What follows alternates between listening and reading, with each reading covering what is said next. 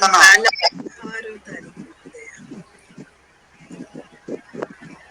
16th महोदय अद्य यस्तन पाकसम्बद्धान् प्रश्नान् वयम् एकवारं पश्यामः।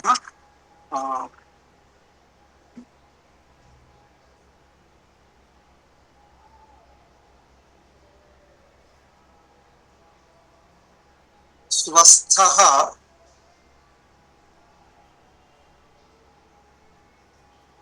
स्वस्थः कः? समदोषः समाग्निश्च समधातुमलक्रिया प्रियः प्रसन्नात्मेन्द्रियमनाः स्वस्थः नेन्द्रियमनः स्वस्थः भवति। दोषाः के? दोषाः कति के? दोषाः त्रयः। वात वातपित्त कफाः।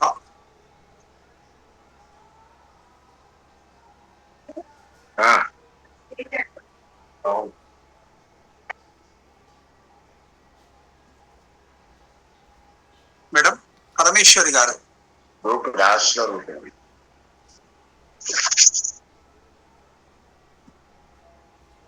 दोषाः के? दोषाः त्रयः। वातपित्त कफाः। अग्नयः के? अग्नयः कति के? अग्नयः त्रयोदश। त्रयोदश।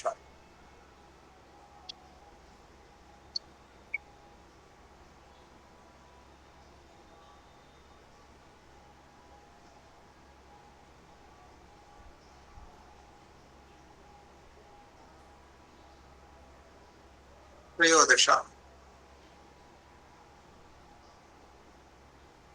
जठराग्निः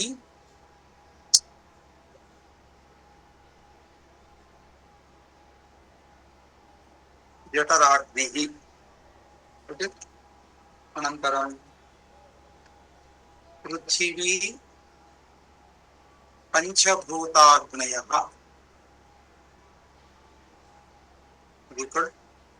पृथ्वी अप् तेजः वायुः आकाशः। धात्वग्नयः धात्वग्नयः सप्त। रस रक्त मांस रस रक्त मांस मेद मज्जा मज्जा अस्थि शुक्र शुक्र। ओके 7 5 7 मतलब टोटल 30। अग्रयः धातवः పైన వచ్చింది కనుక ఒక క్వశ్చన్ కతి కే ధాతవः సప్త।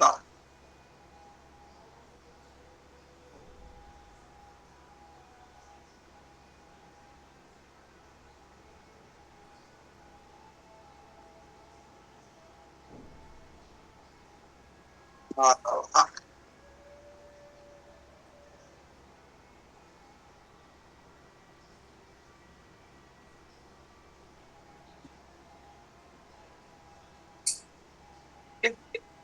समदोषः समाप्तः। अनन्तरं द्वितीयश्लोकः धातुवैषम्यं साम्यं प्रकृतिरुच्यते। विकारः प्रकृतिः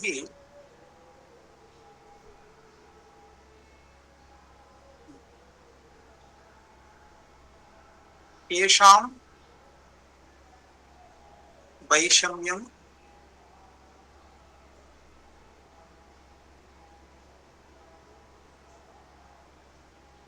వైషమ్యం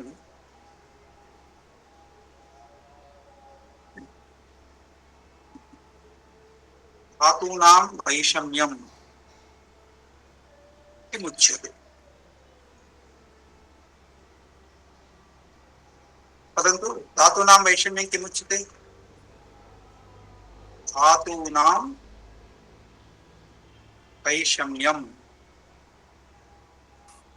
विकारः इत्युच्यते। धातूनां साम्यं किमुच्यते? धातूनां प्रकृतिः साम्यं प्रकृतिः इत्युच्यते।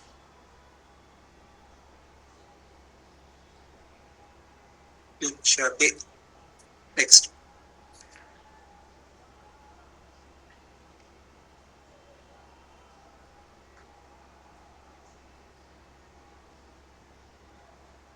किं सुखं भवति?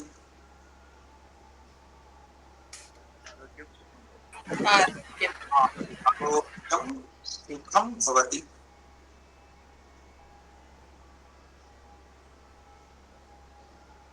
किं दुःखं भवति?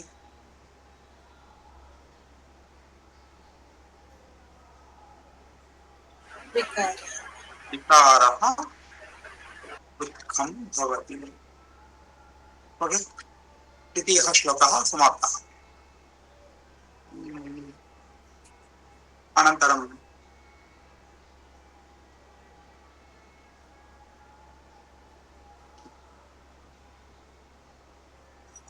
अन्यानां किम् उत्तमं भवति? धन्यानां दाक्ष्यम् उत्तमं भवति। धनानाम् उत्तमं किं भवति? धनानाम् उत्तमं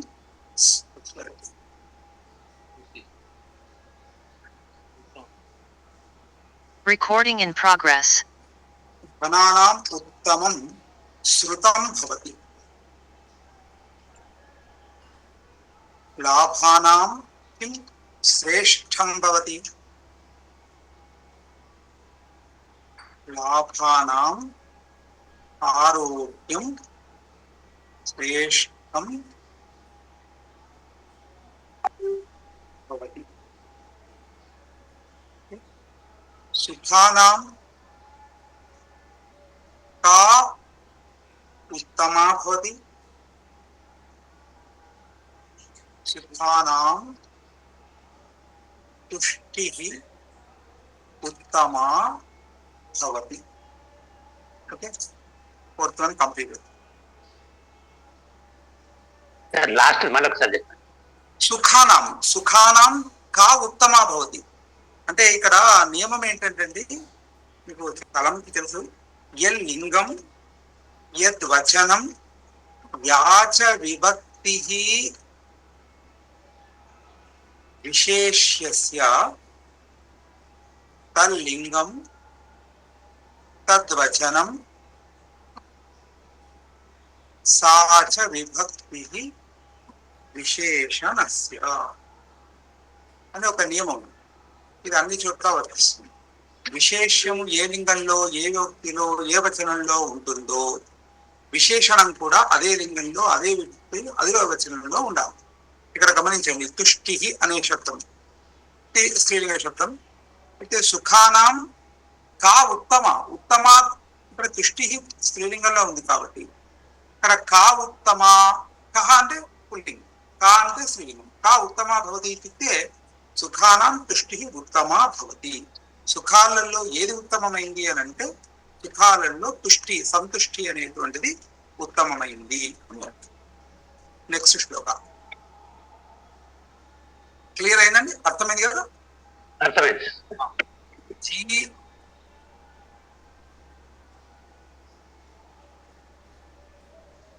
लोके जीवस्य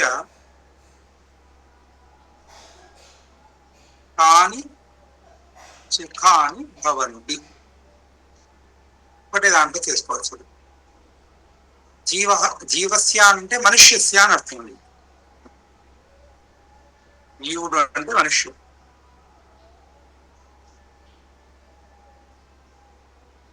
కాని సుఖాన్ని భవంతి ఇత్యుక్తే అర్థాగమః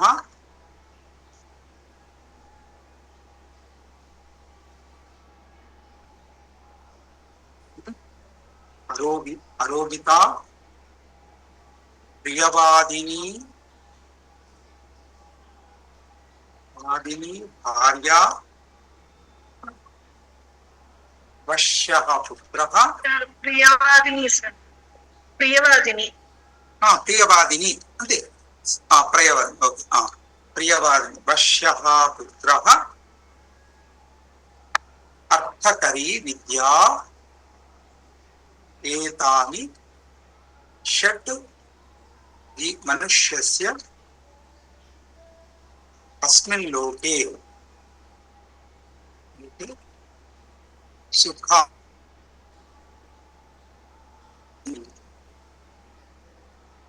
లోకే జీవస్య. ఓకే అండి, ఈ శ్లోకం కంప్లీటెడ్.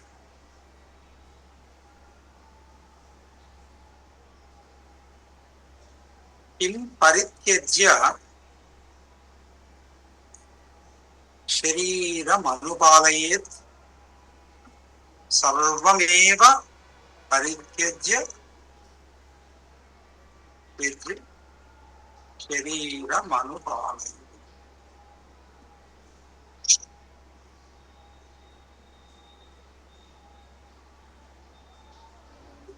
కానీ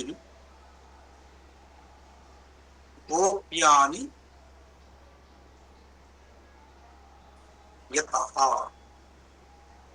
కానీ గోప్యాని యత్నతః. కానీ గోప్యాని ఇంకోటి చెప్పొచ్చు. కానీ గోప్యాని దానం ధర్మః విద్యా రూపం శీలం కులం స్పృహం ఆయుః యశః ఏతాని నవాని గోప్యాని భవంతి. గోప్యాని నవాని ఏతాని యత్నతః గోప్యాని.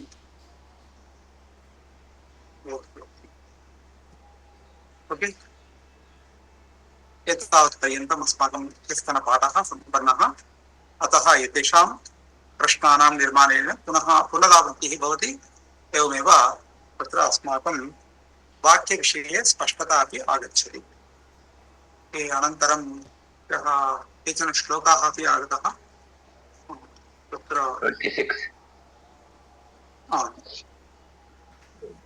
14.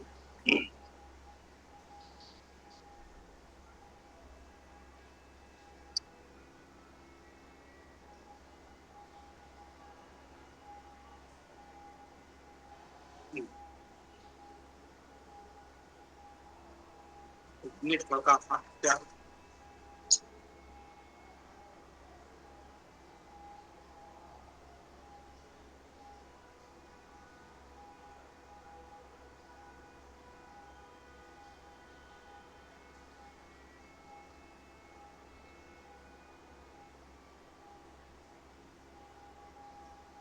सुखदुःखायतनं शरीरम् इति. अनन्तरः श्लोकः वर्तते सुखदुःखायतनम्. आयतनम् इत्युक्ते स्थानम् इत्यर्थः. सुखदुःखायतनं शरीरम् इति. शरीरमेवायतनं सुखस्य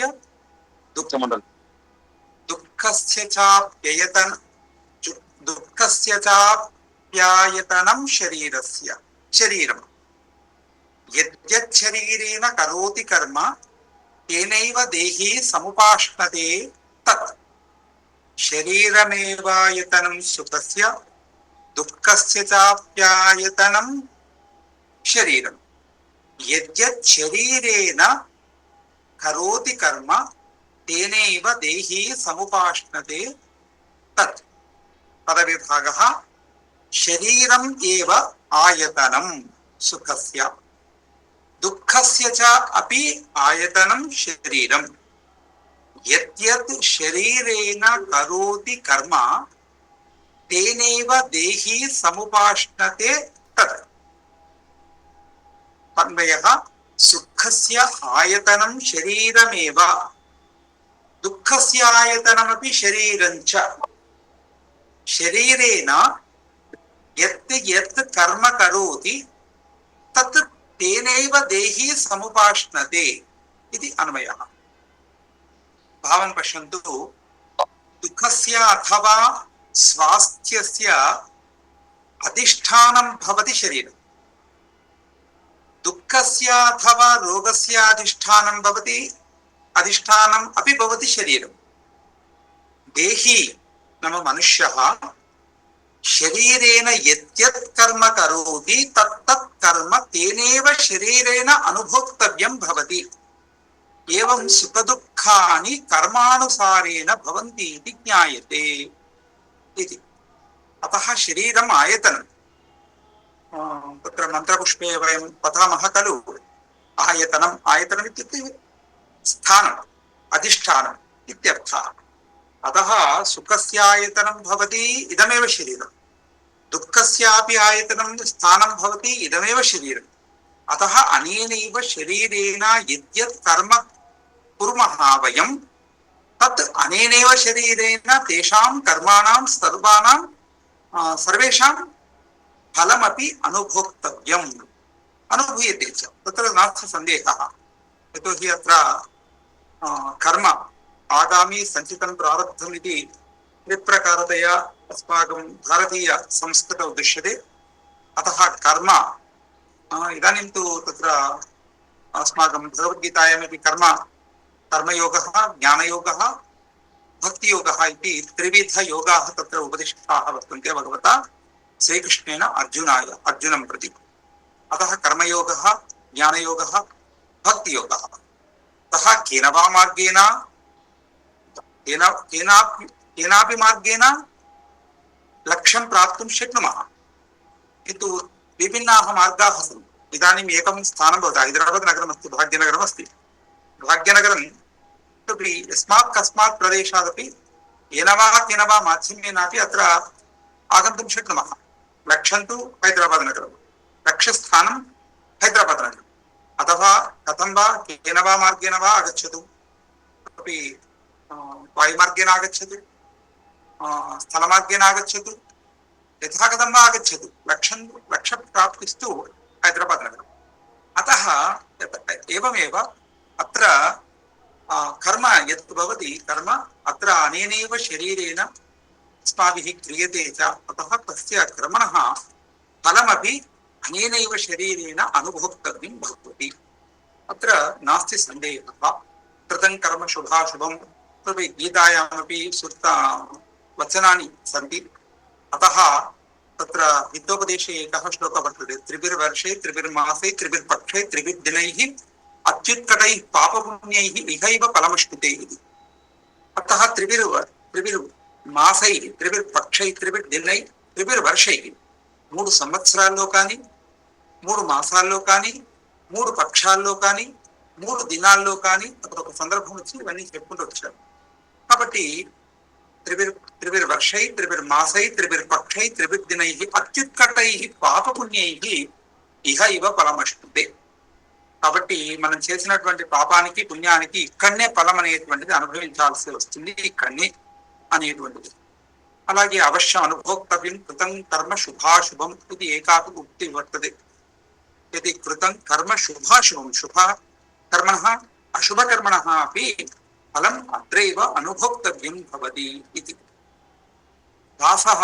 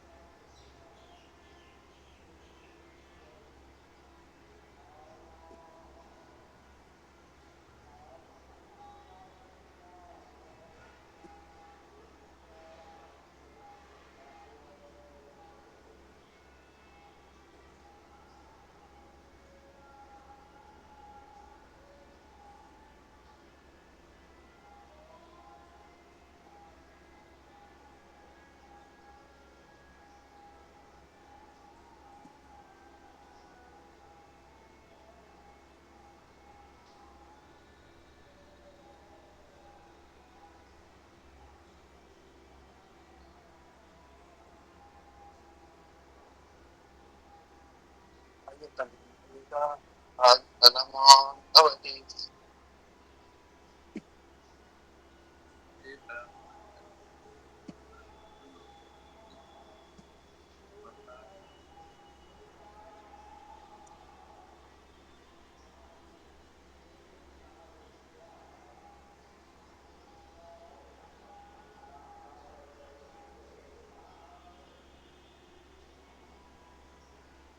अतः अवश्यमनुभोक्तव्यं कृतं कर्म शुभाशुभम् इति।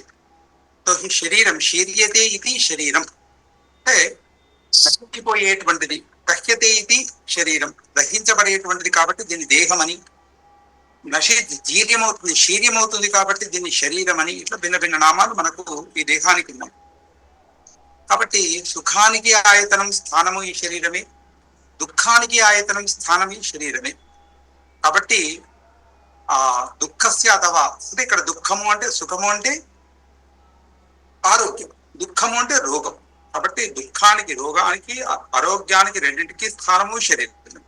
సుఖానికి దుఃఖానికి ఆరోగ్యం, సుఖానికి దుఃఖానికి స్థానము ఈ శరీరమే అనేటువంటి ఒక విషయం. కాబట్టి ఈ శరీరంతో అన్నీ చేస్తాం. కాబట్టి శరీరం అంటే ఒక శరీరం అని కాదు, ఇక్కడ శరీరం యొక్క ఇంపార్టెన్స్ చెప్తూ వచ్చాడు. కాబట్టి మనతోటి అనుభవించేటువంటి మనస వాచ కర్మణ మూడు త్రివిధ విషయాలు ఏవైతే ఉన్నాయో అవి ఖచ్చితంగా మనం చేయబడేటువంటి మంచి చెడు రెండు కూడా ఖచ్చితంగా మనం అనుభవించి తీరాల్సి వస్తుంది. మన కర్మ సిద్ధాంతం అనేటువంటి చెప్తుంది. అట్లా అందుకోసమే మనస్యేకం వచస్యేకం కర్మణ్యేకం మహాత్మన, మనస్యన్యత్ వచస్యన్యత్ కర్మణ్యన్యత్ దురాత్మనం. కాబట్టి మహాత్ముల యొక్క ఎట్లా ఉంటుందంటే అలాగే త్రికరణాత్మకంగా అని అంటూ ఉంటాం. త్రికరణంలో ఏంటంటే మనోవాక్కాయ కర్మలు, మనసా వాచ కర్మలు. అలాగే అంటే మనస్యేకం, మహాత్ముల యొక్క పద్ధతి ఏ విధంగా ఉంటుందంటే మనస్సులో ఏదైతే అనుకుంటారో వచస్సులో అదే చెప్తుంది, మాటల్లో అదే చెప్తారు, మాటలో ఏదైతే చెప్తారో కర్మలో అదే చేసి చూపిస్తారు. కానీ దీనికి భిన్నంగా ఉంటుంది దురాత్మల యొక్క ప్రవృత్తి. మనస్యన్యత్ వచస్యన్యత్ కర్మణ్యన్యత్ దురాత్మ. ఇదే భావాన్ని మరొక శ్లోకంలో మరొక విధంగా చెప్తాడు. యథా చిత్తే తథావాచి, యథావాచి తథా క్రియ, చిత్తే వాచి క్రియాయాంచ సాధూనాం ఏకరూపత. యథా చిత్తే ఏ విధంగా మనస్సులో ఆలోచన ఉంటుందో అదే మాటలో వస్తుంది. యథా చిత్తే తథా వాచి, యథావాచి తథా క్రియ. ఏదైతే మాటలో చెబుతారో అదే క్రియలో కనబడుతుంది. కాబట్టి చిత్తే వాచి క్రియాయాంచ సాధూనాం ఏకరూపత. సాధువుల యొక్క, సత్పురుషుల యొక్క, మహాత్ముల యొక్క తీరు ఎలా ఉంటుంది అని అంటే చిత్తంలో అంటే మనోవాక్కాయ కర్మల మూడిటి యందు కూడా ఏకరూపత, ఒకే రూపంగా కనబడుతుంది. అది మహాత్ముల యొక్క స్వాభావికమైనటువంటి స్థితి ఏం చెప్తుంది. కాబట్టి మనోవాక్కాయ త్రికరణాలు అంటే మనోవాక్కాయ కర్మలు. కాబట్టి దాంట్లో మనకు చెప్తాడు అంటే మనస్సుతో చేయబడేటువంటి పాపాలు, వాచ చేయబడేటువంటి వాచ అనేటువంటి కూడా పాపం ఉన్నది. ఏం చెప్తాడు అక్కడ మనకు భగవద్గీతలో చెప్తాడు ఏమంటే అనుద్వేగకరం వాక్యం, ఇతరులకు ఇబ్బంది కలిగేట్టుగా మాట్లాడడం అనేటువంటిది కూడా అది వాగ్దోషం. స్కంద పురాణంలో 17 వాగ్దోషాలను చెబుతారు. అపేతార్థం ఇలా వాక్కు సంబంధించినటువంటి ఒక దోషాలు స్కంద పురాణంలో 17 వాగ్దోషాలను చెబుతారు. కాబట్టి ఇతరులకు కష్టపెట్టకుండా, ఇతరుల యొక్క మనస్సును నొప్పించకుండా మాట్లాడదు. అందుకోసం మనకు శృతులు చెప్తాయి కదా, ఏంటి అది అంటే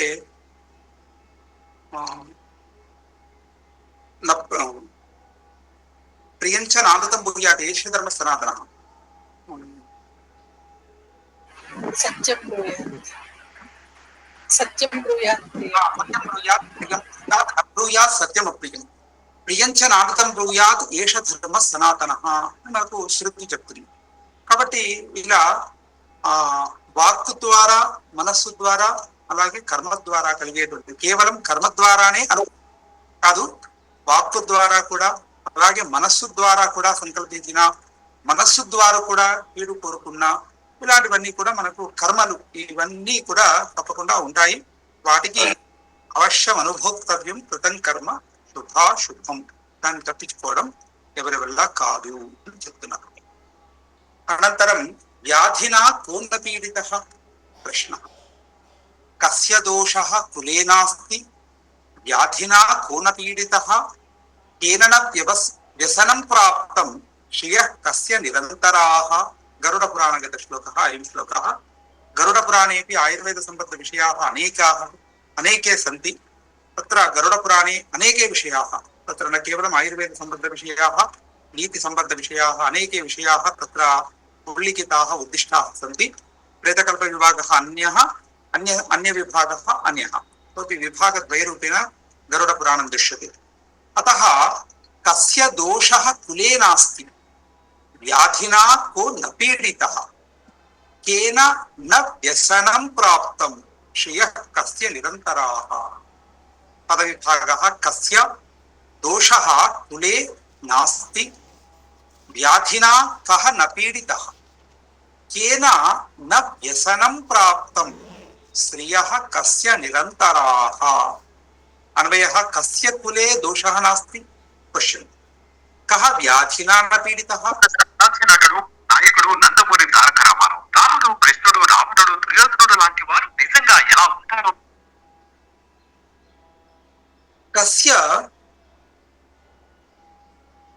कस्य श्रियः निरन्तराः भवति, केन व्यसनं न प्राप्तम्. अत्र पश्यन्तु भावं, कस्य कुले कदापि दोषः न भवति. कुलः नाम समूहः इत्यर्थः. यदा कदा वा सर्वस्य कुले दोषः अवश्यं भवत्येव. समाधानम्, लोके कः पुरुषः व्याधिना अपीडितः भवति? नाम सर्वोऽपि जनः यदा कदा वा व्याधिपीडितः अवश्यं भवत्येव. लोके व्यसनेन अपीडितः कः भवति? नाम सर्वोऽपि जनः येन केनापि व्यसनेन पीडितो भवति.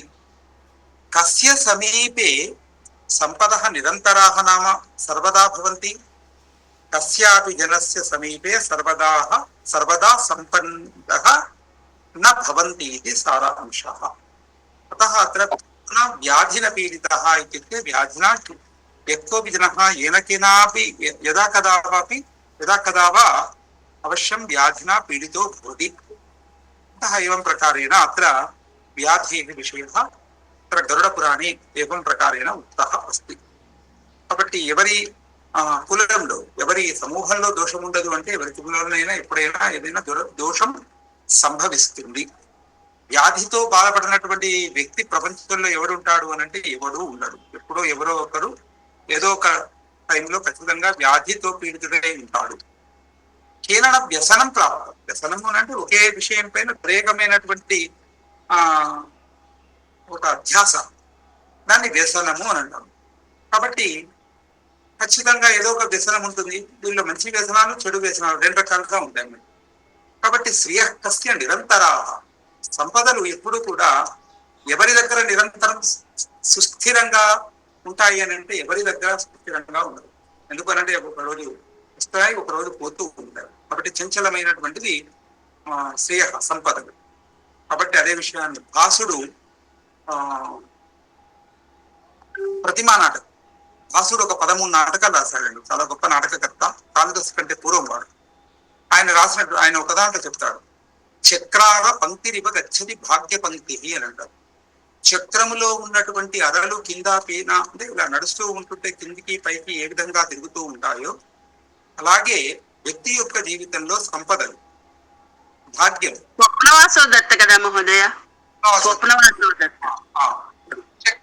చక్రములలో అరలాగా సంపదలు ఒకటి తర్వాత సంపదలు, దుఃఖాలు రెండు కూడా చక్రార పంక్తిరివ గచ్చతి భాగ్య పంక్తి. భాగ్యం అనేటువంటిది తిరుగుతూ ఉంటుంది అని చెప్తున్నారు. కాబట్టి ఎవరి జీవితంలోనూ 100% సుఖము ఉండదు, ఎవరి జీవితంలోనూ 100% దుఃఖము ఉండదు. కాబట్టి కొద్దిగా దుఃఖము, కొద్దిగా సుఖము, ఇవి రెండు కూడా మనకు ప్రతి వ్యక్తి జీవితంలోనూ కూడా ఉంటాయి అని చెప్తాడు. ఇదే విషయాన్ని ఇంకొక సుభాషితం, సుఖస్యానంతరం దుఃఖం, దుఃఖస్యానంతరం సుఖం, న నిత్యం లభతే దుఃఖం, న నిత్యం లభతే సుఖం. కాబట్టి ఏ వ్యక్తి జీవితం ఎప్పుడు సుఖమే ఉండడము ఉండదు, ఎప్పుడు దుఃఖము ఉండడమే ఉండదు. కాబట్టి ఇక్కడ అదే వ్యాధితోటి పీడితుడు కానటువంటి వ్యక్తి ఎవరు, ఇలా ఒక 4 అంశాలను తీసుకొని ఇక్కడ ప్రస్తావించడం జరుగుతుంది. వ్యాధినా న పీడిత. అలాగే మనకు మత్స్య పురాణంలో ఆరోగ్యం భాస్కరాదిచ్చేత్, ఆరోగ్యాన్ని ప్రసాదించేటువంటి వ్యక్తి, ఆరోగ్యాన్ని కావాలనుకునే వ్యక్తి భాస్కరుణ్ణి, సూర్యుణ్ణి ఉపాసించాలి అని మనకు శృతి నుంచి ఉన్నటువంటి విషయం. అరుణ పారాయణము అని దానికి చాలా సుప్రసిద్ధమైనటువంటి ఒక ప్రత్యేకమైనటువంటి సూర్యమండలాన్ని వర్ణించేటువంటి ఒక వేద గతమైనటువంటి కొన్ని మంత్రాల సంపుటి అరుణం. అలా మనకు సూర్యోపాసన అనేటువంటిది అనాదిగా వస్తున్నటువంటి ఒక విషయం. కాబట్టి ఎవరి నుండి ఏది కోరుకోవాలి అనేటువంటి ఒక విషయాన్ని మత్స్య పురాణ అంతర్గతమైనటువంటి ఈ శ్లోకం చెబుతుంది. ఆరోగ్యం భాస్కరాదిచ్చేత్, ధనమిచ్చేత్ హుతాశన, జ్ఞానం మహేశ్వరాదిచ్చేత్,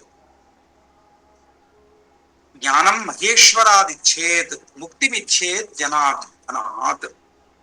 ఆరోగ్యం భాస్కరాదిచ్చేత్, ధనమిచ్చేత్ హుతాశనాత్, జ్ఞానం మహేశ్వరాదిచ్చేత్, ముక్తిమిచ్చేత్ జనార్దనాత్. పదవిభాగः ఆరోగ్యం భాస్కరాత్ ఇచ్చేత్, భాస్కరాత్ ఇచ్చేత్, భాస్కరాత్ ఇచ్చేత్ జస్తో సంధి అవుతుంది, తకారానికి తకారం రావాలి. కాబట్టి ధనం ఇచ్చేత్ హుతాశనాత్, జ్ఞానం మహేశ్వరాత్ ఇచ్చేత్, ముక్తిం ఇచ్చేత్ జనార్దనాత్. అన్వయః ఆరోగ్యం భాస్కరాత్ ఇచ్చేత్, ధనం హుతాశనాత్ ఇచ్చేత్, జ్ఞానం మహేశ్వరాత్ ఇచ్చేత్, ముక్తిం జనార్దనాత్ ఇచ్చేత్. స్పష్టం, భావస్తు స్పష్టం. ఆరోగ్యం సూర్యాత్, ఇతోహి ఇదాनीं तु डी विटमिन् इत्यादि विषयाः इतोपि आरोग्यशास्त्ररीत्या वयं वदामः खलु. इदानीं सूर्यरश्मेः अभावात्, सूर्यरश्मिः अस्माकं शरीरस्य उपरि न पतति, अतः डी विटमिन् लोपः. तत् पूरणार्थं ट्याब्लेट्स् इत्यादि स्वीकरणम्, औषधादीनां सेवनम् इत्यादि विषयान् वयम् इदानीं आधुनिकसमाजे पश्यामः. किन्तु आरोग्यं सूर्य भास्करादिच्येत् इत्युक्ते अनेके तत्र सूर्यस्य किरणविषये अनेके विषयाः भवन्ति, आरोग्यदायकाः अंशाः. अतः सूर्यनमस्काराः, सूर्यप्रणामाः, सूर्यनमस्काराः, एवम् अरुणपारायणम्, आदित्यहृदयस्तोत्रं, स्तोत्रपठनेनापि एतादृशविषयाः भवन्ति इति कृत्वा स्तोत्रपठनम्. अत एव पूर्वं मयूरः नाम कश्चन कविः एतत् स्तोत्रम् अत्यन्तं सुप्रसिद्धं स्तोत्रं वर्तते. मयूरकवि विरचितं सूर्यशतकम् इति. मयूरः कुष्ठरोगाक्रान्तः, कुष्ठरोगेन पीडितः सन् अत्यन्तं दुःखम् अनुभवति. किम् अनेन, यतोहि रोगपीडितः भवति चेत् शरीरे सर्वत्र, यदि शरीरं सर्वमपि रोगमयं भवति चेत् तर्हि मनश्शान्तिः कथं भवति? अतः मनसः शान्तिः एव नास्ति. अत्यंत विरक्तो भूत्वा मयूरः सूर्यं स्तुवन् एकं शतकं रचयति. अतः तेन शतकेन तेन कृतस्तुत्या भास्करः सन्तुष्टः भूत्वा तस्य दिव्यम् आरोग्यमयं सुन्दरं शरीरं दत्तवान् इति एका कथा श्रूयते इतिहासे. अनेन स्तवनरूपेण स्तुत्या सूर्यशतकेन एतादृश नाम शतकपारायणेन शतकस्तुत्या तत्र एतादृश आरोग्यं प्राप्तुम् अस्माभिः शक्यते इति सारांशः. కాబట్టి ఇక్కడ ఏంటి అంటే ఎవరి నుండి ఏది పొందడం, ఎవరి నుండి ఏది కోరుకోవాలి అనేటువంటిది ప్రధానమైనటువంటి విషయం. కాబట్టి వరాలను కోరుకోవడం, కావాల్సింది కోరుకోవడం, అది దాంట్లో కూడా స్పష్టత కలిగి ఉండడం అనేటువంటి చాలా గొప్ప విశేషం. మనకు దీనికి సంబంధించిన కథలు అనేకంగా మనకు కనబడుతూ ఉంటాయి. ఏది తపస్సు చేయడం, ఏది కోరుకోవాలో తెలియక ఏదో ఒకటి కోరుకోవడం, ఇలాంటి కథలు హాస్యాస్పదంగా కొన్ని ఉన్నాయి. కాబట్టి అక్కడ యుక్తియుక్తంగా ఏ విధంగా ఉండాలి అనేటువంటి ఒక విషయాన్ని ఉపదేశించేటువంటి కథలు కూడా చాలా మనకు కనబడుతుంటాయి. కాబట్టి భాస్కరుని నుండి, సూర్యుని నుండి మనకు ఆరోగ్యాన్ని కోరుకోవాలి అని చెబుతూ మయూరుడు అనేక స్తోత్రాలు ఉన్నాయి. దాంట్లో వేదంలో సుప్రసిద్ధమైనటువంటిది అరుణ పారాయణం, అలాగే సూర్య నమస్కారాలు, ఇలాంటివన్నీ కూడా మనకు చాలా సుప్రసిద్ధాలు. మయూరుడు అనేటువంటి ఒక కవి కుష్ఠరోగంతో బాధపడి తన యందు తానే విరక్తుడైపోయి ఆ ఆత్మహత్య చేయాలని సంకల్పించి చివరగా సూర్యుడిని స్తుతిస్తూ ఒక శతకాన్ని రచించాడు. దాని పేరు మయూర శతకం లేదా సూర్య శతకం అని ప్రసిద్ధి. దాంట్లో 100 శ్లోకాలు ఉన్నాయి. కాబట్టి ఆ శతకానికి సంతృప్తి చెందినటువంటి సూర్యుడు అతనికి ఒక దివ్యమైనటువంటి, అందమైనటువంటి, ఆరోగ్యమైనటువంటి శరీరాన్ని ప్రసాదించాడు అనేటువంటి ఒక కథ మనకు వాంగ్మయంలో వినబడుతుంది. కాబట్టి ఇక్కడ ఆరోగ్యము భాస్కరుని కోరుకోవాలి. ధనమిచ్చేది హుతాశనం, అగ్ని అయతి గచ్చది నయతి ఇది అగ్నికి అనే అర్థం. ఒక వ్యుత్పత్తి, ఒక పద్ధతిలో ఒక ఉత్పత్తి. అయతి అంటే హుతాశన అంటే మనకు హుతాన్ని అక్షరంగా స్వీకరించేటువంటి వాడు హుతాశనుడు.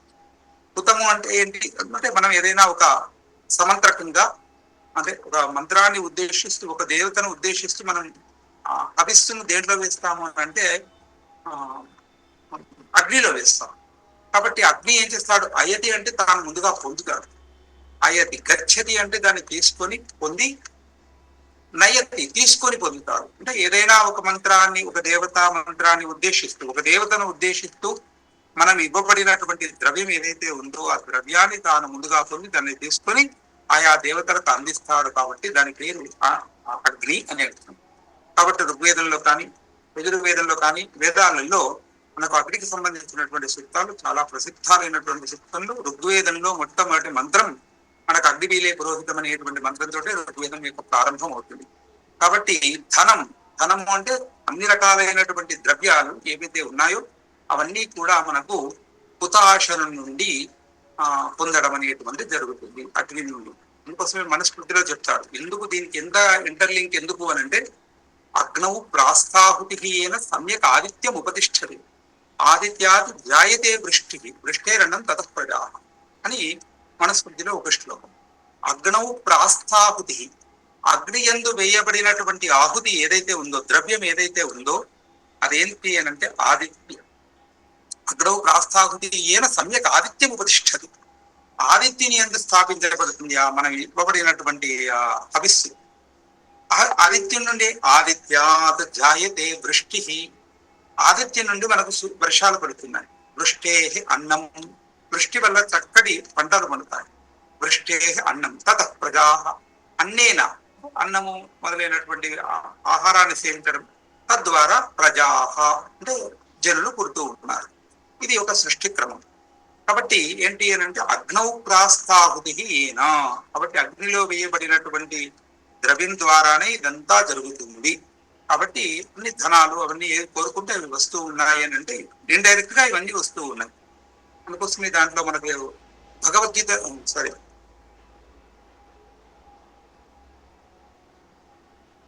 రఘువంశంలో మొదటి సరుకులో చెప్తారు. ఏమని అంటే ప్రజానామేవ భూత్యర్థం శతాభ్యో బలిమగ్రహీత్ సహస్ర గుణముత్సృష్టం ఆదత్తేహి రసం రవిహి అని కాళిదాసు ఒక శ్లోకం. ప్రజానామేవ భూత్యర్థం, ప్రజల యొక్క అభివృద్ధి కోసమే వారి ఆదాయంలో 6% 6% పన్నును స్వీకరిస్తూ ఉన్నాడు రాజు, రఘు మహారాజు. ఎందుకు ఎలా అంటే సహస్ర గుణముత్సృష్టం ఆదత్తేహి రసం రవి. ఆదిత్యుడు ఏం చేస్తాడు అని అంటే, ఆదిత్యుడు నేటిని ఇప్పుడు ఎండాకాలంలో అన్నీ ఎండిపోతుంటాయి. ఈ కిరణాల ద్వారా, బాగా తీక్షణమైనటువంటి కిరణాల ద్వారా మొత్తం రసం అంతా లాగేస్తూ ఉంటారు. కాబట్టి సహస్ర గుణముత్సృష్టం, ఈ తీసుకున్నటువంటి ఒక డ్రాప్ తీసుకుంటే కొన్ని వేల రెట్ల చుక్కల రూపంలో, వర్షం రూపంలో వర్షించడానికి ఈ ఆదిత్యుడు తన యొక్క కిరణాల ద్వారా ఈ నీటిని గ్రహిస్తూ ఉన్నాడు. ఏ విధంగా అయితే గ్రహిస్తున్నాడో అదే విధంగా షష్టాంశకరాన్ని గ్రహిస్తూ ఉన్నాడు రఘుమహారాజు. ఎందుకు అనంటే సతాభ్యో బలిమగ్రహీత్ సహస్ర గుణముత్సృష్టం, 1 రూపాయి తీసుకుంటే 1000 రూపాయల సహాయం చేయడానికై రఘుమహారాజు ప్రజలకు సహాయం చేయడానికి వారి నుండి ఈ షష్టాంశ రూపమైనటువంటి కరాన్ని స్వీకరిస్తున్నారు అనేటువంటిది కాళిదాసు రఘువంశంలో వర్ణించినటువంటి ఒక శ్లోకం.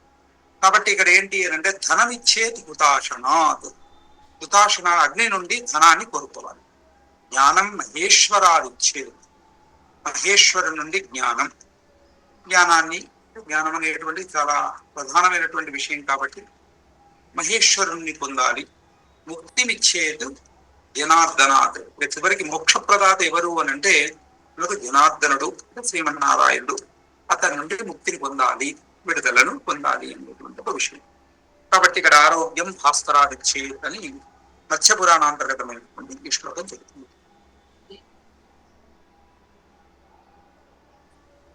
స ప్రాణ ఇతి విఖ్యాతః ఏన జీవతి జీవోయం నిర్జీవోయం వినా భవేత్ సప్రాణ ఇతి విఖ్యాతో వాయు క్షేత్ర చరః పరః. ఏన జీవతి జీవోయం నిర్జీవోయం వినా భవేత్ సప్రాణ ఇతి విఖ్యాతః వాయు క్షేత్ర చరః పరః. షాంగధర పద్ధతి అని ఇంతకుముందు ఇంట్రొడక్షన్ లో కూడా చెప్పారు. షాంగధర సంహిత అని రెండు గ్రంథాలు ఉన్నాయి మనకు. ఒకరేమో కంప్లీట్ గా వైద్యపరమైంది, ఒకటేమో ఎన్సైక్లోపీడియా లాంటి గ్రంథం. దాంట్లో ఉన్నటువంటి శ్లోకం ఇది. పదవిభాగం పశ్యంతు. ఏన జీవతి జీవః అయం నిర్జీవః యం వినా భవేత్ సహ ప్రాణః ఇది విఖ్యాతః వాయుః క్షేత్రచరః పరః.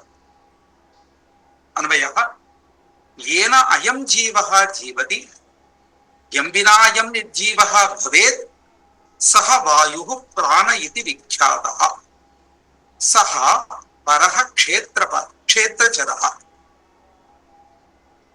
అయం జీవః ప్రాణేన ఏవ జీవతి ప్రాణేన వినా నిర్జీవః చ భవేత్ స వాయుః ఏవ ప్రాణవాయుః ఇది ఉచ్యతే.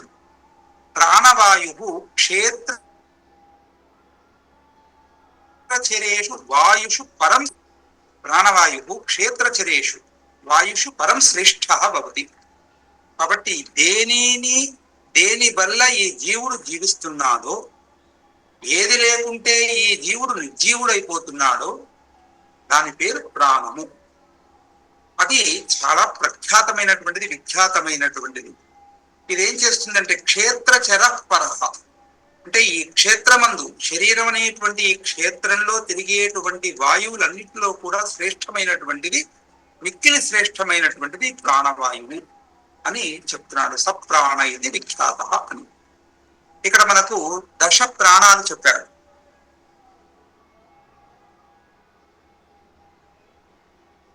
ఉదేపానః హృది ప్రాణో ఉదేపానః సమానో నాభి సంస్థితః. హృది ప్రాణో ఉదేపానః సమానో నాభి సంస్థితః. ఉదానః కంఠదేశస్థో వ్యానః సర్వశరీరగః అని మనకు 5 ప్రాణాలు. ప్రాణ, అపాన, వ్యాన, ఉదాన, సమాన. ప్రాణం అంటే ఇక్కడ హృది ప్రాణ, హృదయమందు ప్రాణము అనేటువంటి వాయువు. ఉదేపాన అపాన వాయువు. హృది ప్రాణ ఉదేపాన. సమానో నాభి సంస్థిత. నాభి యందు ఉండేటువంటి దాని పేరు సమానము. దాని పేరు సమానము అనేటువంటి.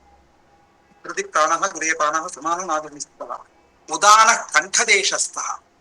కంఠమందు ఉండేటువంటి వాయువు పేరు ఉదానం. వ్యాన సర్వశరీరగ. వ్యానం అనేటువంటిది ఏంటంటే సర్వశరీరగ అంటే పాదము నుండి శిరస్సు వరకు సర్వశరీరగతమైనటువంటి దాని పేరు వ్యాన. ఈ ప్రకారంగా పంచప్రాణాలు. పంచప్రాణాలు పోయినాయి అంటూ ఉంటారు.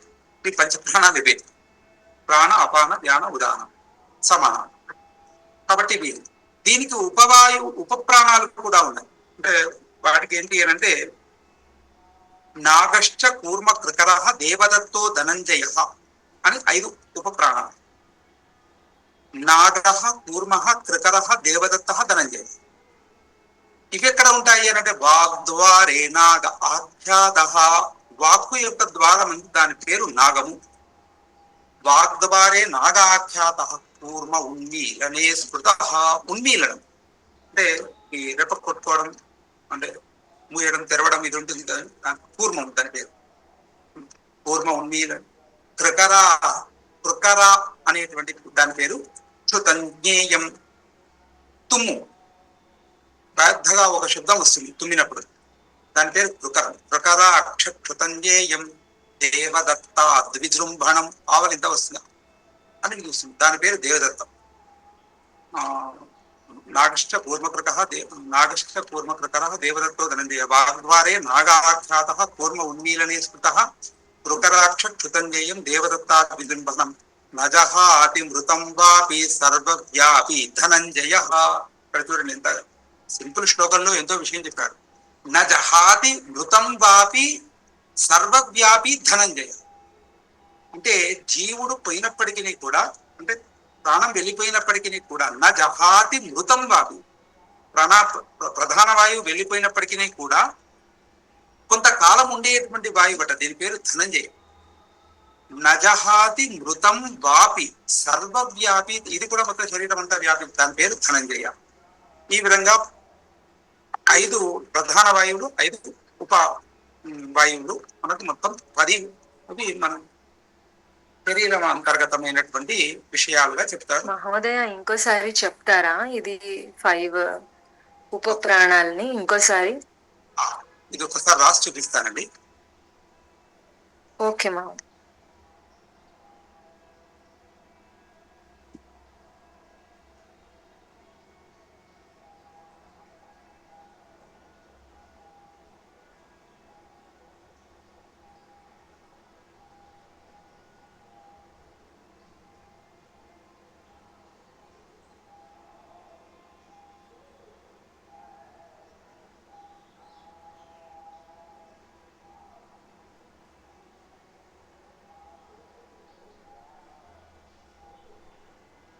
ప్రాణో విదేవతానో సమానో సంస్థితః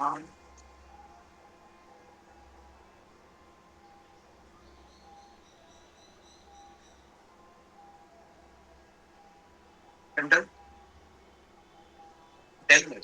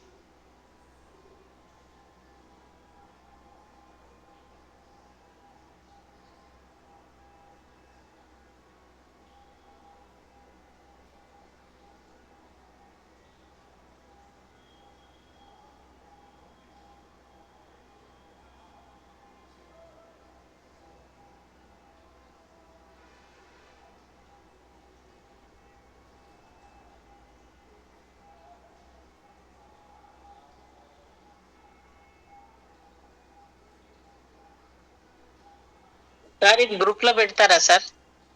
పెడతాను మేడం, ఫైల్ పెట్టేస్తాను.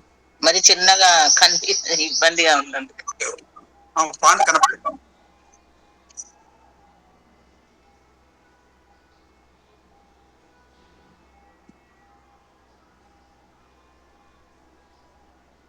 అయ్యో మీరు చెప్పొచ్చు మేడం, ఎందుకంటే నేను ఇక్కడ సబ్జెక్ట్ మీద దృష్టి పెట్టడం వల్ల కొద్దిగా టెక్నికల్ వాటి మీద.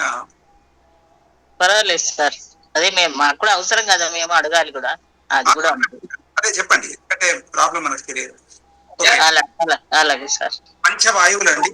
ప్రాణో ఉదీపాన సమానో నాభి సంస్థిత ఉదాన కంఠదేశస్థో యాన సర్వ శరీరగ అనేటువంటి దాని ప్రకారంగా హృదయం ఎందు ప్రాణము, ఉదము అపానము, నాభి సమానము, కంఠం ఉదాన, సర్వశరీరకమైంది వ్యానము. అంటే సర్వశరీరకం అంటే సమస్త శరీరంలో వ్యాపించి ఉండేది అని అర్థం. అలాగే ఉపవాయువులు 5. నాగశ్చ కూర్మకృకర, దేవదత్తో ధనంజయ. ఇవి 5 పేర్లు చెప్పారు. అది ఎక్కడ ఉంటాయో మళ్ళీ తర్వాత చెప్తున్నాడు. వాగ్ద్వారే నాగ ఆఖ్యాత, కూర్మ ఉన్మీలనే స్మృత, కృకరాక్ష క్షుతంజ్ఞేయం, దేవదత్తో దేవదత్త ద్విజృంభనం. ద్విజృంభనం. న జహాతి మృతం వాపి సర్వవ్యాపి ధనంజయ. వాగ్ద్వారము అంటే ముఖమందు ఉండేటువంటి దాని పేరు నాగము. అంటే ఇక్కడ ఒక వాయువు మనకు వస్తూ ఉంటుందండి. మనం పరిశీలిస్తే ఇలా మనం మాట్లాడుతున్నా ఒక వాయువు ప్రసరిస్తూ ఉంటుంది, దాని పేరు నాగం. ఉన్మీలనం, కన్ను రెప్పపాటు అది కనపడుతుంటే ఒక వాయువు వస్తుంటుంది. అలాగే క్షుతం, ఒక మొత్తం ఫోర్స్ అంతా కూడా ఒకసారి తుమ్మినప్పుడు ఏంటంటే ఒక మొత్తం వచ్చి ఫోర్స్ పడుతుంది, అది దాని పేరు కృకరం. విజృంభణం, ఆవలింతలు వచ్చినప్పుడు కూడా ఒక రకమైనటువంటి గాలి వస్తుంది, దాని పేరు దేవదత్తం. సర్వవ్యాపి. నజహాతి మృతం, అవి చనిపోయినప్పటికీ కూడా కొద్ది కాలము వదిలిపెట్టకుండా ఉండేటువంటి దాని పేరు ధనంజయం. ఈ విధంగా మనకు ప్రాణ 5 ప్రధాన వాయువులు, 5 ఉపవాయువులు మనకి ఇక్కడ మన శరీరంలో ఉన్నాయి అని చెప్తుంది. ఇది అమరపురుషం.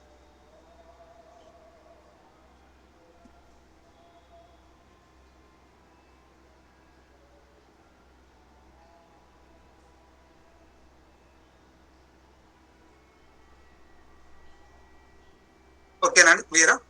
నెక్స్ట్. అందుకేనా మొన్న ఆ మేడం గారు చెప్పినప్పుడు జుంబనం అంటే ఆవలింతని చెప్పారు. అవునండి, అవలింతలు ఆపుకోవడము అంటే ఇప్పుడు మనము అది అవలింతలు రావడము అనే అంటే ఆ జుంబనానికి ఈ విజృంభణానికి ఏమైనా సంబంధం ఉందా? ఏం లేదండి, జృంభణం ఒకటే. ఇక్కడ వి అనేది ఒక వర్డ్ లెటర్, అది విజృంభణము అని అంటే జృంభణమే. జృంభణం అంటే ఆవలింత అండి. ఆవలింతలు ఆపుకోకూడదు. మూత్రము, తర్వాత మలము, తర్వాత క్షుత్తు, తుమ్ములు, ఇవి ఆపుకుంటే ఏమవుతుంది అంటే అంటే శరీరంలో ఒక జరిగేటువంటి ఒక ప్రక్రియ ద్వారా ఆవలింతలు రావడము, తుమ్ములు రావడం, ఇదంతా జరుగుతుందండి, ఒక ప్రక్రియ. దాన్ని బలవంతంగా ఆపుకుంటే ఏమవుతుంది అని అంటే వేరే రకాలైనటువంటి రోగాలకు కారణమవుతుంది అనేటువంటి దానిలో నవేగాం ధారయేత్ ప్రాజ్ఞ. కాబట్టి వేగాలు శారీరకంగా శరీరంలో వచ్చేటువంటి సహజమైనటువంటి వేగాలు ఏవైతే ఉన్నాయో ఈ వేగాలను ఎప్పుడు కూడా ధరించకూడదు, అంటే ఆపుకోకూడదు అనేటువంటిది. దాంతో ఆవలింత ఒకటి, అలాగే తుమ్ములు ఒకటి, అలాగే మూత్రం, తర్వాత పురీషం, ఇవన్నీ కూడా దాంట్లో వస్తాయి. దానివల్ల కలిగేటువంటి అవన్నీ కూడా మేడం చెప్పారు కదా. విజృంభణం అంటే జృంభణం అంటే ఆవలింతేనండి, అంతే, ఒకటే.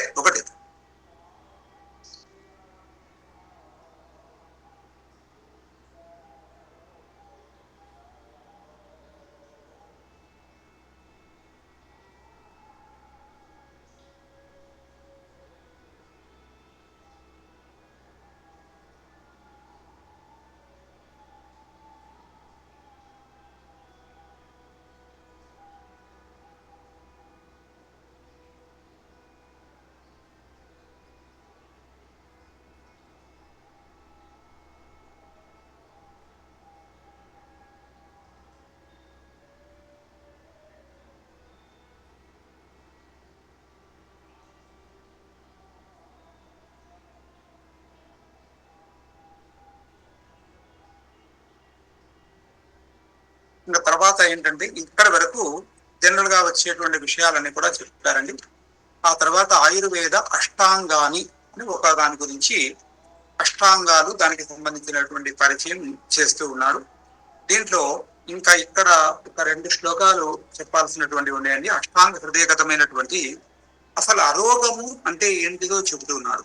అరోగ కహ అంటే రోగం లేకపోవడం అంటే ఏంటి అనే విషయాన్ని ఒక దీనికి రిలేటెడ్ గా ఉందని ఇది కూడా చెప్తున్నాను. అరోగము అంటే ఏంటి అని అంటే చెప్తున్నాడు. ఏమని అంటే నిత్యం హితాహార విహార సేవి సమీక్షకారి విషయేష్వసక్త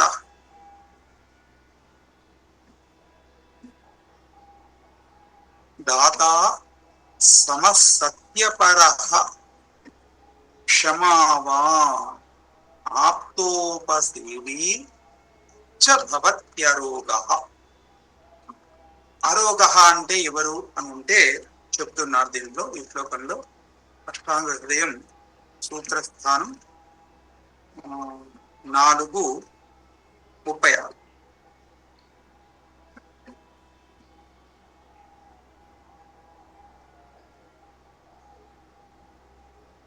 నిత్యం హితాహార విహార సేవి.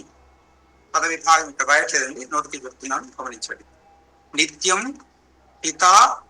హితాహార, హిత ప్లస్ ఆహార, హితాహార విహార సేవి సమీక్షకారి విషయేషు అసక్తః దాతా సమః సత్యపరః క్షమావాన్ ఆప్త ఉపసేవి ఆప్తోపసేవి చ భవతి అరోగః. యః జనః సర్వదా హితకరస్య ఆహారస్య సేవనం కరోతి, సర్వదా హితకరం కర్మ కరోతి. ఒకటి ఆహారం అండి, హితాహారం అంటే మన శరీరానికి, నిత్యము అంటే నిత్యము శరీరానికి ఏదైతే మేలుతో చేస్తుందో అలాంటి హితకరమైనటువంటి ఆహారాన్ని సేవించడం ఒక విషయం. రెండవది విహారము. విహారం అంటే ఏంటి అంటే మనకు హితకరమైనటువంటి కర్మలు చేయడం. అంటే ఇష్టమైనటువంటి పనులు చేయడంలో అలసత్వం అనిపించేది, అనిష్టమైనటువంటి పనులు చేస్తూ ఉంటే అలసత్వము, తర్వాత చేయలేకపోవడము, చేయబుద్ధి కాకపోవడం, ఇలాంటివన్నీ కష్టాలు వస్తూ ఉంటాయి. కాబట్టి ఏంటి అని అంటే హితకరం కర్మ అంటే మనకు మేలు చేసేటువంటి పనిని చేస్తూ ఉండడం. ఇది మన వ్యవహారంలో అంటే దైనందిన జీవితం, లేకపోతే మన వృత్తి కానీ ఏదైనా కావచ్చు కర్మ. రెండవది కిం కర్తవ్యం కిం నకర్తవ్యం ఇది సమ్యక్ విచార్య హితకరం కర్మ ఆచరణం. మనకేం చెబుతుంది విద్య అంటే ఏది మంచి, ఏది చెడు, ఏది చేయాలి, ఏది చేయొద్దు అనేటువంటి ఒక విషయాలన్నీ కూడా విచారించి జాగ్రత్తగా ఆలోచించి హితకరమైనటువంటి కర్మను చేయడం. రెండవది సమీక్షకారి అని అంటాడు. అంటే సమంతత అన్ని వైపుల నుండి ఈక్షణం చేయాలి. ఏదో గుడ్డిగా చేయడం, పక్కవాడు చేస్తున్నాడని మంచి చేయడం, ఎవడో చేస్తున్నాడని వాడిని అనుకరించడం, ఇలాంటిది కాదు. అంటే ఒక పనిని చేయబోయే ముందు చాలా జాగ్రత్తగా ఆలోచించి అన్ని వైపుల నుండి చక్కగా సమీక్ష చేయడం అని అంటాడు. సమీక్ష చేయడం అంటే సమంతత అన్ని వైపుల నుండి ఈక్షణం చేయడం అంటే చూడడం, పరిశీలించడం అని అర్థం. పరిశీలించి కర్మ చేయడం. రెండవ అంశం విషయేషు అసక్తః. విషయేషు అంటే ఇంద్రియాణం ఉపభోగేషు. నేను చెప్పుకున్నాం కదా మనసులో శ్లోకం. కాబట్టి ఇంద్రియాలు ఏం కోరుకుంటాయంటే అది కావాలి, ఇది కావాలి, కోరుకుంటూనే ఉంటూ ఉంటాయి. దాని యొక్క లక్షణం అది. కానీ ఎంతవరకు ఉండాలో అంతవరకు ఉంటూ అసక్తః అంటే విపరీతమైనటువంటి భోగాల యందు అలా ఆసక్తి కలగకుండా ఉండడం, ఆసక్తి లేకుండా ఉండడం. మూడవది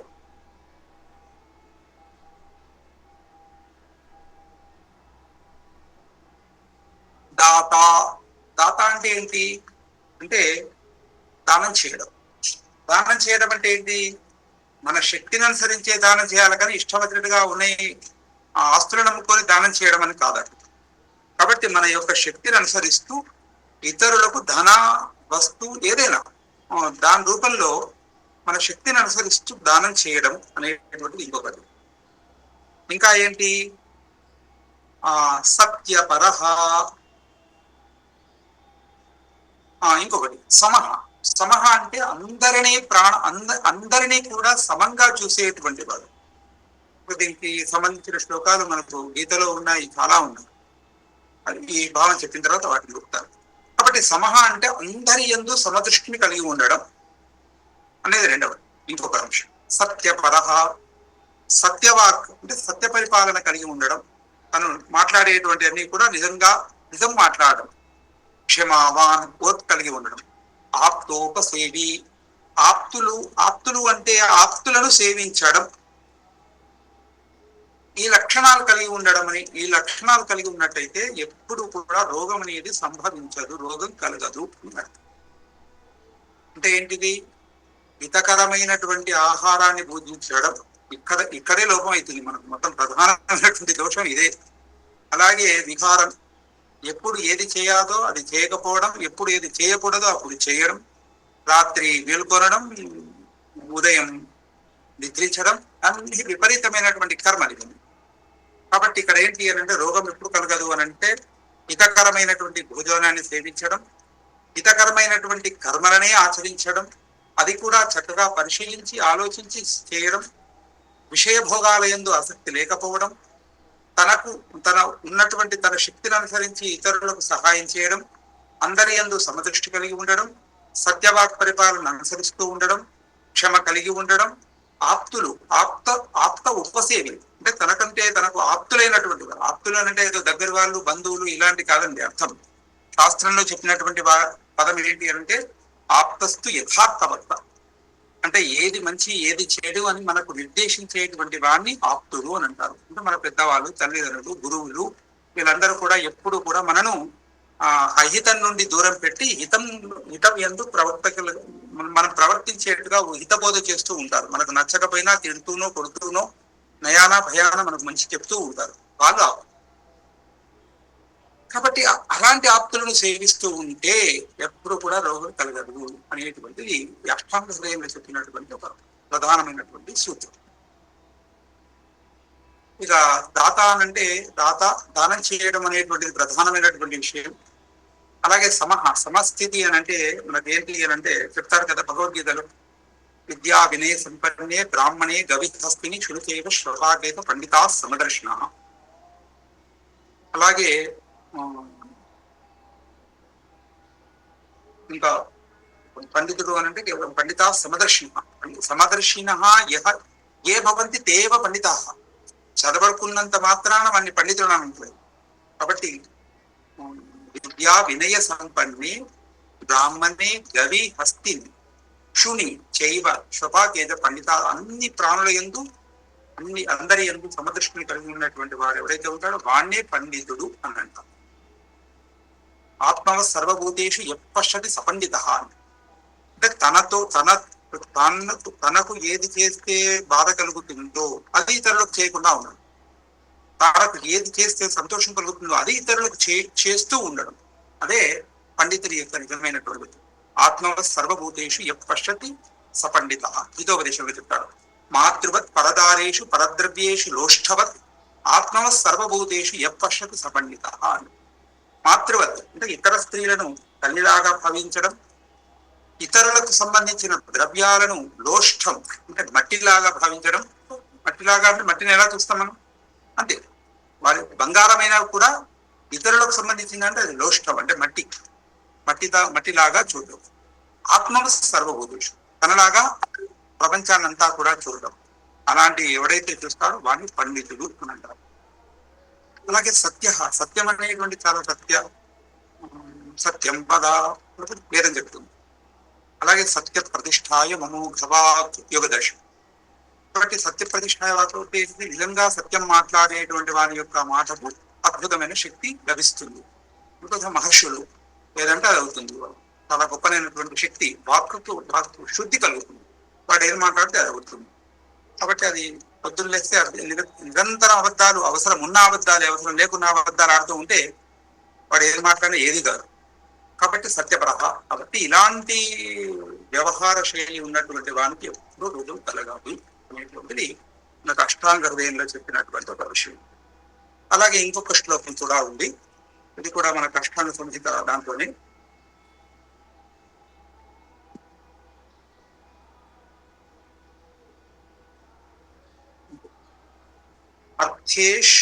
అర్థేష్వలభ్యేషు కృత ప్రయత్నం కృతాదరం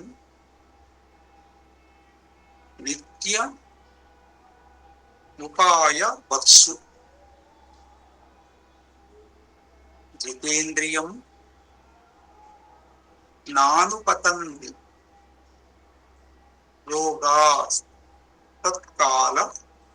రోగాస్తత్కాల యుక్తం యది నాస్తి దైవం.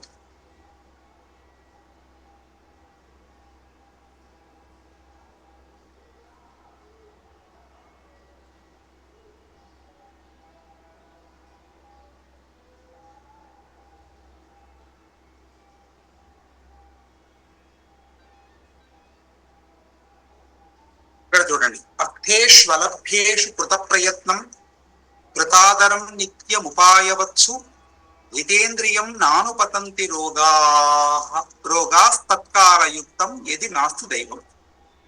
పద విభాగం బట్టి అర్థేషు అలభ్యేషు కృత ప్రయత్నం కృత ఆదరం కృతాదరం నిత్యం ఉపాయవత్సు జితేంద్రియం న అనుపతంతి రోగాః తత్కాలయుక్తం యది నాస్తి దైవం. అంటే ఏం చెబుతున్నాడు అని అంటే, యః జనః యత్ వస్తు ప్రాప్తుం న శక్యతే తత్ వ్యర్థం ప్రయత్నం న కుర్యాత్. అది మనకు దక్కదు, అది మనకు రాదు, అది మనం పొందలేము అనేటువంటి దాని యందు అది మనకు తెలిసినప్పటికీ దాని ప్రయత్నం చేయడం అనేది మూర్ఖత్వం అవుతుంది. కొన్ని విషయాలు అందవు.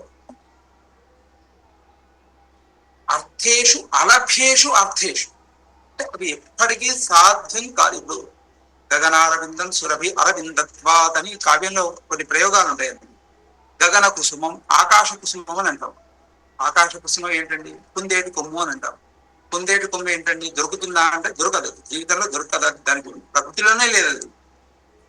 కాబట్టి అలభ్యేషు అర్థేషు కృత ప్రయత్నం, దానికి సాధ్యం కానటువంటి వాటి విషయంలో ఎప్పుడు కూడా ప్రయత్నము చేయనటువంటి వాడు ఒకటి. కృతాదరం నిత్యముపాయవత్సు. ఇంకా ఏంటి అనంటే, ఏదైతే మనం పొందడానికి సాధ్యపడుతుందో అలాంటి వాటి యందు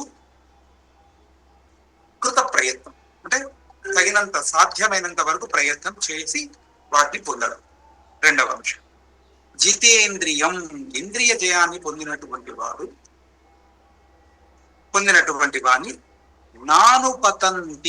నానుపతంతి రోగాః తత్కాలయుక్తం యది నాస్తి దైవం. కాబట్టి రోగాలు అలాంటి వాణ్ణి ఎప్పుడు కూడా దరి చేరవు, రోగాలు అతనికి అలాంటి వానికి రావు. కాబట్టి ఇప్పుడు చూడండి, ఇంత గొప్పనైనటువంటి విషయం, ఏదో పెద్ద ప్రయత్నం, అది సాధ్యం అవుతుందో లేదో తెలియదు. కొన్ని అంశాలు మనం ఊహించవచ్చు, మనకు అవి తెలుసు కదా. ఇప్పటిలాగా ఆకాశ కుసుమం కావాలి అని అనుకుంటాం, ఆకాశ కుసుమం జగత్తులోనే లేదు, దాన్ని కావాలని కోరుకోవడం మూర్ఖత్వం అవుతుంది తప్ప మనిషి ప్రయత్నం కాదు. కాబట్టి అందనటువంటి వారి గురించి ప్రయాస చేయడమే వేస్తుంది. అది పొందేటువంటి వాటి ఎందుకు ప్రయత్నం చేయడం, వాటి ద్వారా పొందడం. ఏదైనా ఒక విషయాన్ని పొందితే ఎంత చాలా గొప్పనైనటువంటి ఒక ఆనందం, సంతృప్తి అనేటువంటి మనకు కలుగుతూ ఉంటాడు.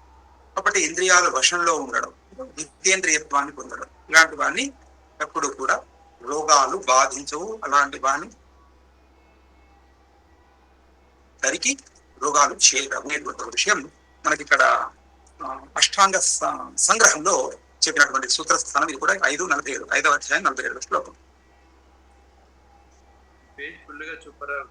ఒకసారి ఏంటండి ఈ పేజ్ అంతా టాప్ వచ్చింది, 2 శ్లోకాలు వచ్చి పెట్టు.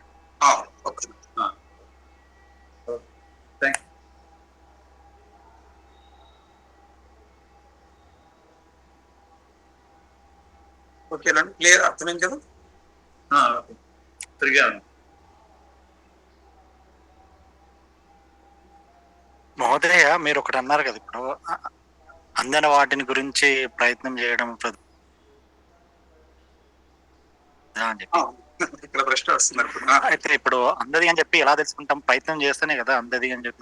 కొన్ని విషయాలు అంటే పూర్వీకుల యొక్క ప్రయత్నాల ద్వారా తెలుసుకోవచ్చు, కొన్ని అంశాలు మనకు తెలుసుకోవచ్చు అండి. అంటే ప్రతి చోట ఏంటంటే దేశము, కాలము, శక్తి, మన యొక్క విషయాలు అవన్నీ కూడా ఉంటాయి కదండి. వాటిని అన్నింటినీ బేరీజ్ చేసుకొని దానికి మన శక్తి సరిపోతుందా, మన ప్రయత్నం సరిపోతుందా, దానికి తగ్గట్టుగా మనం మన ప్రయత్నము సఫలం అవుతుందా, ఇలాంటివన్నీ కూడా మనం కొంతవరకు బేరీజ్ చేసుకోవచ్చు. అంటే అన్నిటినీ 100% ఊహించడం సాధ్యం కాదు ఎవరికి కూడా, కానీ కొంతవరకు అంటే కొంతవరకు అంచనా వేసుకొని అలాంటి వాటి యందు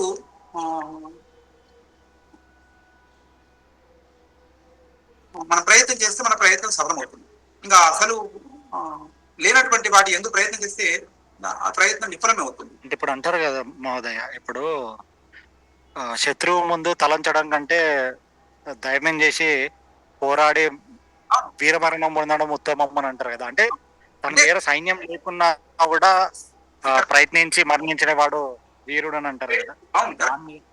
ఇక్కడ సందర్భం అండి, ప్రతి చోట సందర్భాన్ని మనం ప్రధానంగా తీసుకోవాలి. ఇక్కడ చెప్పినటువంటి విషయం ఏంటి అని అంటే, అసలు సాధ్యం కానటువంటి విషయం ఉంది. సాధ్యం కానటువంటి విషయం అందు పెట్టుకొని అంటే అప్పుడు మనం ఏం చేస్తాము అంటే దాన్ని మన యొక్క శరీర శక్తిని వినియోగం చేస్తాము, మానసిక శక్తిని వినియోగం చేస్తాము, అన్ని అది సాధ్యపడదు, అది రాదు. అంటే అది ఫలించదు. ఫలించినప్పుడు ఏమవుతుంది, మనకు మానసికంగా ముందు కృంగిపోతాం. అలాగే మానసికంగా కృంగిపోవడం వల్ల మనం శారీరకంగా కూడా అదవుతుంది. అప్పుడు ఆరోగ్య నష్టం ఏర్పడుతుంది. కాబట్టి దాన్ని చూసుకోవాలనేటువంటిది మన శక్తి, యుక్తి, తర్వాత ఇవన్నీ కూడా అంచనా వేసుకొని ప్రయత్నం చేయడం, అవన్నీ ఆ సందర్భాలు ఉన్నాయండి. కానీ ఇక్కడ ఏంటంటే మనము ఆయుర్వేదంలో ఉన్నాం కాబట్టి ఇక్కడ ఆరోగ్యం అనేటువంటి దాన్ని ప్రధానంగా చూసుకొని, ఎప్పుడు రోగం కలగదు అని అంటే ఒక విషయం బంధు మనకు శక్తికి మించినటువంటి ప్రయత్నం చేస్తూ ఉంటాం అనుకోండి, అప్పుడు కొన్ని రకాలైనటువంటి చర్యలు మనకు శరీరం ముందు జరుగుతూ ఉంటాయి. కాబట్టి అవి మనకు మన ఆరోగ్యాన్ని పాడు చేయడానికి అవి దోహదపడుతూ ఉంటాయి. కాబట్టి వాటి జోలికి పోవద్దు అని అవన్నీ గొప్ప వాక్యాలు అవన్నీ ఉన్నాయి ఆ సందర్భంలో. కానీ ఇక్కడ ఆరోగ్యపరంగా నష్టము సంభవించేటువంటి వాటి యందు ప్రయత్నం చేయకూడదు. చాలా సారాంశం. ఇంకా ఇప్పుడు చూడండి, ఒక శ్లోకం ఉంది, చితా చింత వియోర్ మధ్యే చింతా ఏవ గరీయసి, చితా దహతి నిర్జీవం చింతా దహతి జీవకం. చితి చింత ఒక్కటే అక్షరం తేడా. చితి అంటే అనుస్వారం లేదు, చింత అన్నప్పుడు అనుస్వారం ఉంది. చితా చింత ద్వయోర్ మధ్యే చింతా ఏవ గరీయసి. చితి చింత ఈ రెండం పదాల్లో ఏది గొప్పది అని అంటే చితే గొప్ప, చింతనే గొప్పది అని చెప్తాడు. ఎందుకనంటే చితి అంటే ఏంటిది, చనిపోయిన తర్వాత చితి, అది నిర్జీవం, ప్రాణం పోయినటువంటి శరీరాన్ని బట్టి కట్టెలాంటి శరీరాన్ని కాల్చేస్తుంది. కానీ చింత ఏం చేస్తుందనంటే అదే రకమైనటువంటి ఒక ధ్యానం ఏదైతే అంటే ఒక చింత, దాని పేరే చింత, దానికి వర్ణన చేయడం కష్టం. కాబట్టి ఆ చింత ఏం చేస్తుందంటే సజీవకం, అంటే బాగా ప్రాణంగా బాంచి బలిష్టంగా ఉన్నటువంటి వ్యక్తి, ఇప్పుడు మనం తెలుగులో రంది లేకపోతే చింత పెట్టుకోవడం అంటూ ఉంటారు. కాబట్టి అది పెట్టుకుంటే ఒక బాగా మంచి బలిష్టంగా ఉన్నటువంటి వ్యక్తి ఇట్లా సన్నగా అయిపోతుంటాడు. అంటే ఆ చింత అనేటువంటిది అలా కృషింపజేస్తుంటాడు. కాబట్టి అలాంటి వ్యవహారంలో జాగ్రత్తగా ఉండాలి. శక్తిని, యుక్తిని ఆలోచించి తన యొక్క వివేకాన్ని ఉపయోగించి దాని యందు ప్రయత్నం చేయాలి అనేది సారాంశం. మహోదయ, కొద్దిగా ఇంకా వివరంగా చెప్తారా? కొద్దిగా మరొకసారి లాస్ట్ శ్లోకం అర్థం చెప్పండి. అర్థేషు అలభ్యేషు కృత ప్రయత్నం. అలభ్యేషు అంటే పొందడానికి సాధ్యం కానటువంటి, అర్థేషు అంటే పనుల యందు, కృత ప్రయత్న అంటే చేసేటువంటి ప్రయత్నం కలిగినటువంటి వాణ్ణి. అలభ్యేషు అర్థేషు కృత ప్రయత్న. కాబట్టి పొందడానికి సాధ్యం కానటువంటి విషయాల యందు కృత ప్రయత్నము లేకుండా ఉండేటువంటి వాణ్ణి. కృతాదరం నిత్యం ఉపాయవచ్చు. ఏదైతే ఆదరం అంటే ఉపాయవచ్చు అంటే కొద్దిగా పొందడానికి సాధ్యమయ్యేటువంటి పనుల యందు కృతాదర అంటే వాటి యందు ఆదరాన్ని చూపించేటువంటి వాణ్ణి, జితేంద్రియుణ్ణి. రోగాహ తత్కాలయుక్తం అంటే రోగాహ ఎప్పుడు రోగాలు నానుపతంతి అత్తని అలాంటి వాణ్ణి దరి చేరవు, నా అనుపతంతి నానుపతంతి అని అడుగు. ఇప్పుడు సార్ ఈ ఎగ్జాంపుల్ దానికి వర్తిస్తుందా? అంటే మనం వయసు పెరుగుతున్న కొద్దీ మనం మునుపటిలాగా మనం పనులు చేయలేం. ఆ పనులు చేయలేకపోతున్నాం అని అనుకుంటారు. కానీ ఇప్పుడు చేయగలిగిన ఏంటుంది, అది చేస్తే బాగుంటుంది. ఇప్పుడు అప్పుడు నేను 10 కేజీలు మోసాను, అయ్యో ఇప్పుడు మొయ్యలేకపోతున్నా అని ఆలోచన అంటే అదే ఉండిపోతుంది. దానికి బదులు ఇప్పుడు 1 కిలో మోయగలరు, 1 కిలోవే మోస్తే సరిపోతుంది. కరెక్ట్. హర్షవర్ధన్ గారు ఈ మేడం గారు చెప్పింది కరెక్ట్ గా. ఇప్పుడు మనమే ఇంకా వేరే విషయాల అంశాలు కాకుండా ఇప్పుడు వయసులో ఉన్నటువంటి శక్తి 20లో ఉన్న శక్తి 30లో ఉండదు, 30లో ఉన్న శక్తి 50, 60లో ఉండదు. కానీ ఆ ఫీలింగ్ ఏదైతే ఉందో, అయ్యో ఇప్పుడు మామూలుగా చాలా మంది వృద్ధులు అశక్తులైనప్పుడు ఇతరుల మీద ఆధారపడుతున్నప్పుడు ఇలాంటి ఫీలింగ్ వస్తుందండి. చాలా వార్ధక్య దశలో చాలా ఇలాంటి ఫీలింగ్స్ వస్తూ ఉంటాయి. అయ్యో ఇలా పరాధీనులమైపోయాము, ఇతరులపైన ఆధారపడిపోతున్నాము అనేటువంటి ఫీలింగ్ వస్తుంది. ఆ ఫీలింగ్ వల్ల రోగం ఇంకా ఇంకా ఇంకా ఇనుబడిస్తుంది, అంటే ఇంకా ఇంకా పెరుగుతుందే తప్ప దాన్ని తరగదు.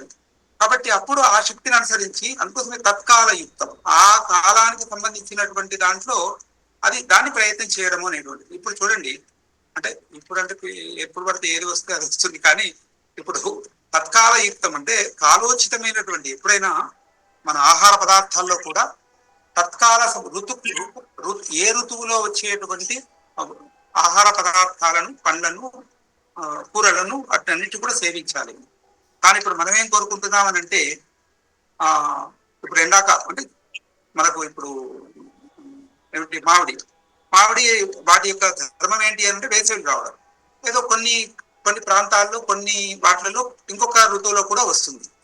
కానీ ఎప్పుడో ఒకసారి అప్పుడు అంటే శైత్యంలో కూడా అంటే చలికాలంలో హేమంత ఋతువులో కూడా మామిడి పళ్ళను కొనుక్కోండి.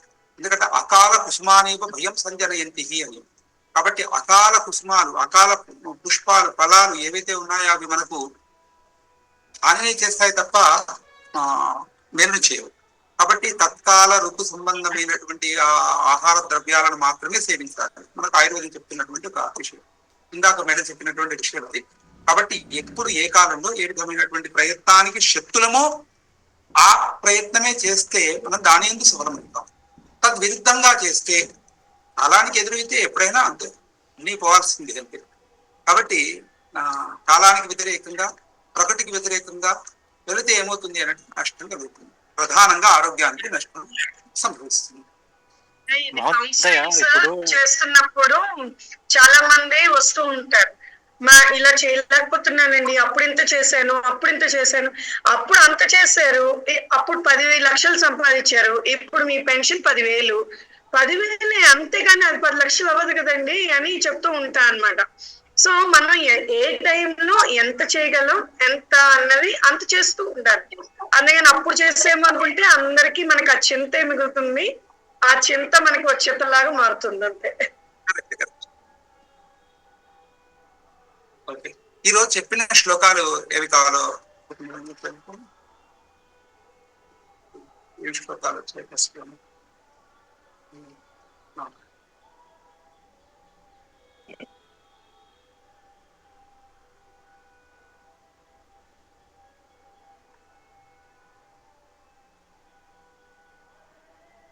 వచ్చేసి కర్మ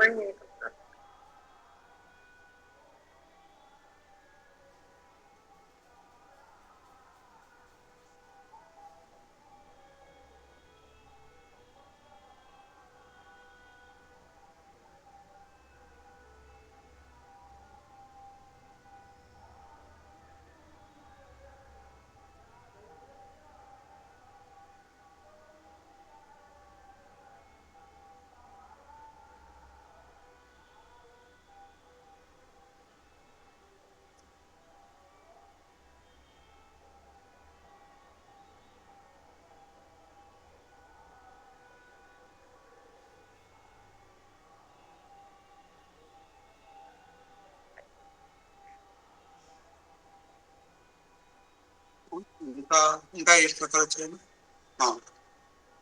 యదా యదా హి కురుతే మనః తథా తథా హి సర్వాత్ర సిద్ధ్యంతే నాత్ర సంశయ.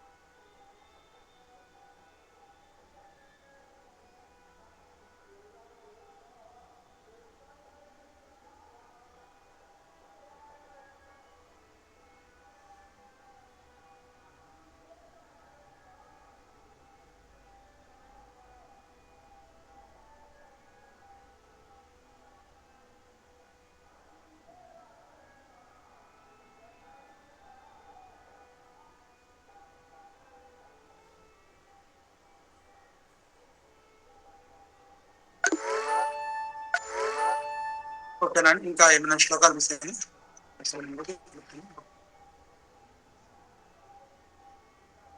మహోదయ, హుతాశన అగ్ని పైన ఒక శ్లోకం చెప్పారు కదా, అదొకసారి. అగ్నౌ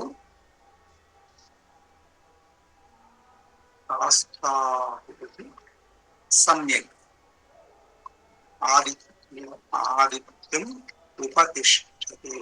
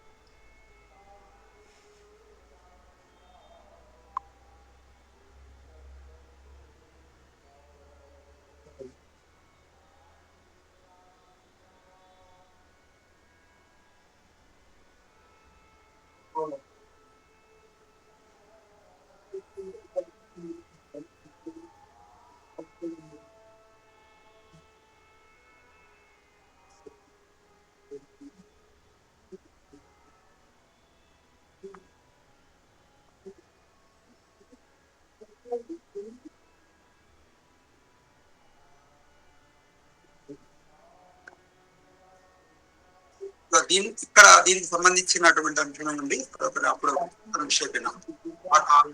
వాయు వాయో అగ్ని ఆపః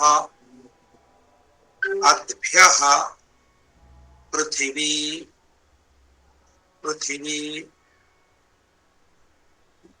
పృథ్వ్యా ఆకాశాత్ వాయుః వాయురగ్నిః అగ్నిరాపః పృథివీ.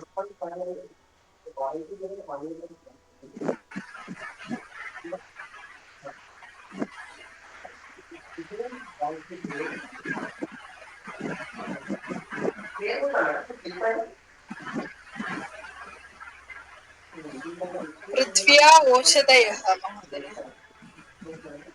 పురుషః పృథ్వ్యా ఓషధయః ఓషధీభ్యో. పృథ్వ్యా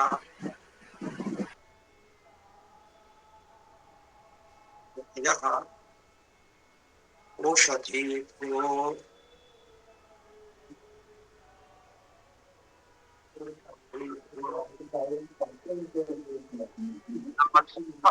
విక్రమం చూడండి. ఆకాశాద్ వాయువు, ఆకాశం నుండి వాయువు నుండి అగ్ని నుండి ఆపస్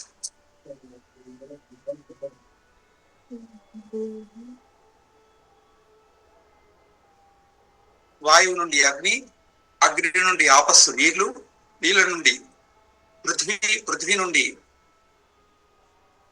ఓషధులు, ఓషధీభ్యో అన్నం, అన్నాత్ ఓషధీభ్యో అన్నం, అన్నాత్ పురుష. ఇది క్రమం. ఓకేనా?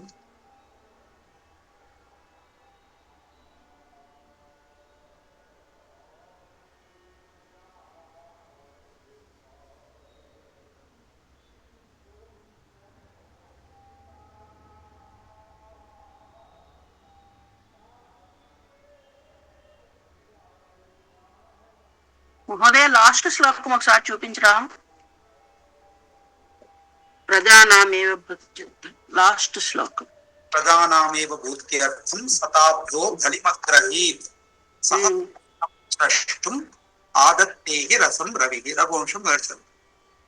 ఆదత్తేహి రవిహి. ఆ పేజ్ దాని ముందు శ్లోకం కూడా చూపించాను మహోదయ. అన్ని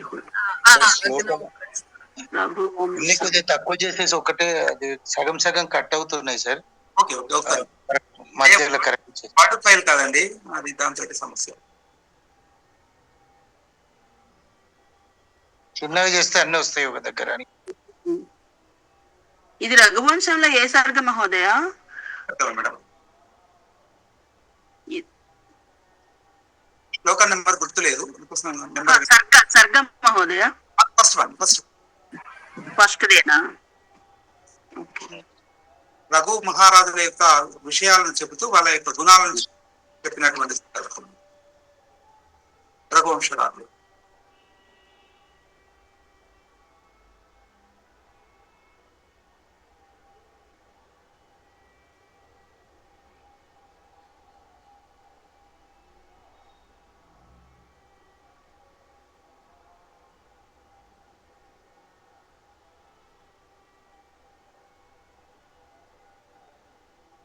ఓకేనండి. ఇంకా నిన్నటి శ్లోకాలు మిస్ అయిపోయినాయండి. అవి అప్పుడే అంటే ఓకే బుక్కులు ఉన్నాయి, బుక్కులు మీరు చూస్తున్నారు అని అంటే మనం ఇది వర్డ్ ఫైలే పెట్టుకొని అప్పటికప్పుడు రాస్తే గుర్తుండిపోతుందేమో. కాబట్టి ఇది దీంట్లో చూడగలుగుతున్నారేమో అని బుక్ సెండ్ మీకు పంపిస్తున్నాను. ఒకసారి లాస్ట్ శ్లోకం చూపించండి. మహోదయ ఈ వర్డ్ ఫైల్ షేర్ చేస్తారా మీరు? ఇప్పుడు చేస్తాను మేడం, ఈరోజు చేస్తాను. దీనిలో ఒక మిస్ అయిందండి, అది నాకు ఇంట్లో ల్యాప్టాప్ లో ఉంది, అది నేను తర్వాత షేర్ చేస్తాను. ఇప్పుడు ఇది షేర్ చేసేస్తాను ఈరోజు.